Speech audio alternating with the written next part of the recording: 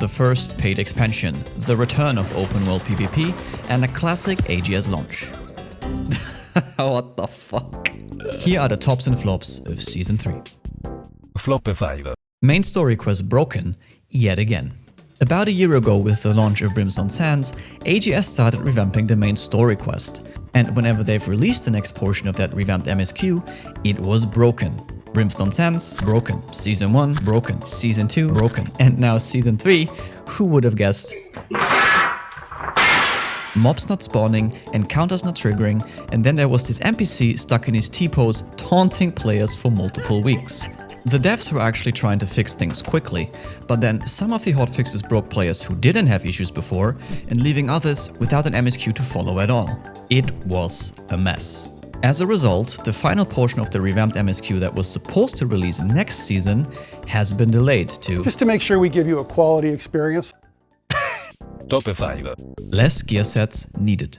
The removal of Woad and Bane perks has reduced the amount of gear you need significantly. Magnify, while it does have its issues, allows you to use the same gear pieces for multiple builds. Resilient being replaced by Health allows you to use some parts of your PvP set for your PvE set. So overall, less gear to farm, less gear to manage, and less pain in the ass. Flop 4. Balancing decisions mid-season. Some perks in New World are not like the others.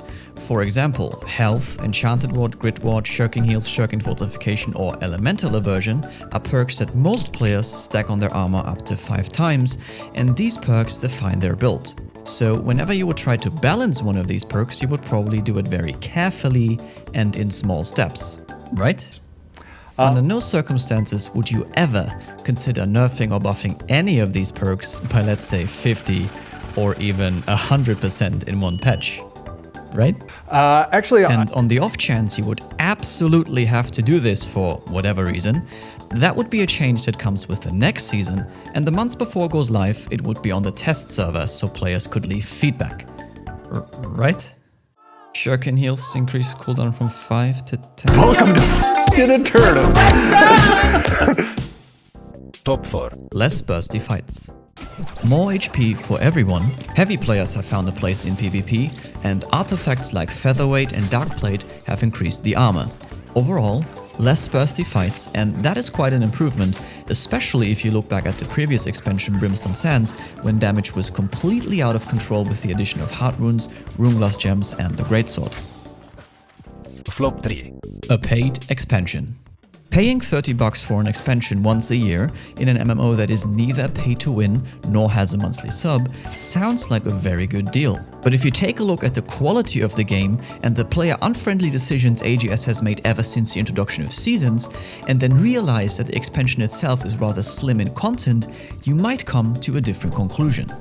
Just within the last 9 months, we have seen the monetization of Transmog, the Season Pass, and gear sets.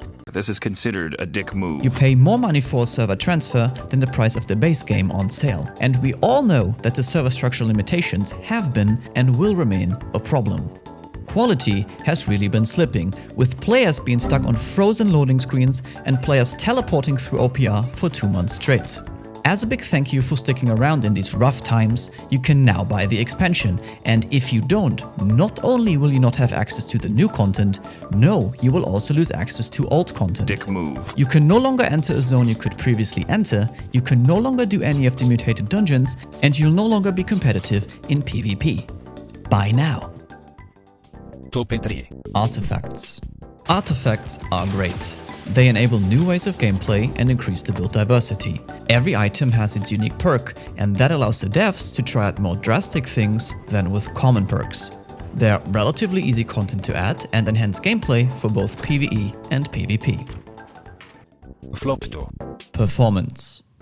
Performance has gotten worse, and instead of optimizing the game, AGS has just increased the minimum and recommended specs with Rise of the Angry Earth. But even if you meet those, the game still doesn't run too good.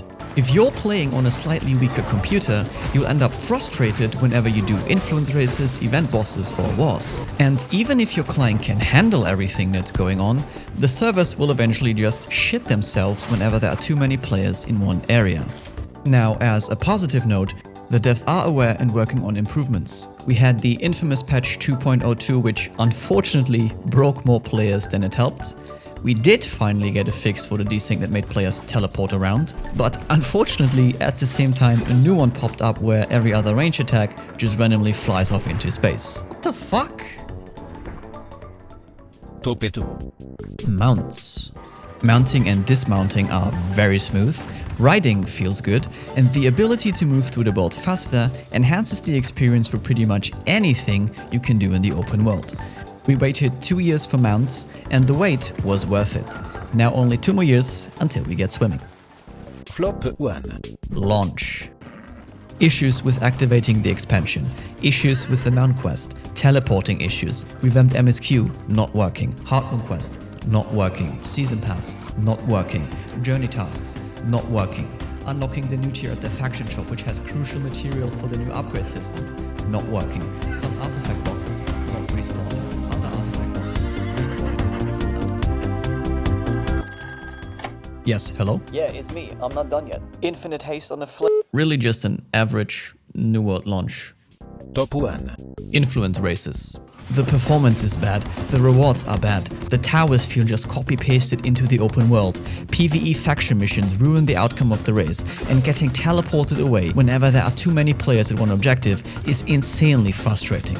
But despite all of that, influence races are by far the best thing added with this expansion, and I can't remember the last time I had that much fun with the game.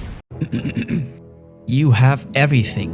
The 1v1, the 10v1, the 20v5, the 50 versus 50. You're chasing people. You're getting chased. You end up fighting in the weirdest of places. You've been struggling to kill this healer for minutes, and then this random bison knocks down that healer. Sometimes the world is on your side, sometimes it is against you. There is an absolute bloodbath going on at this beach, and this guy is just fishing.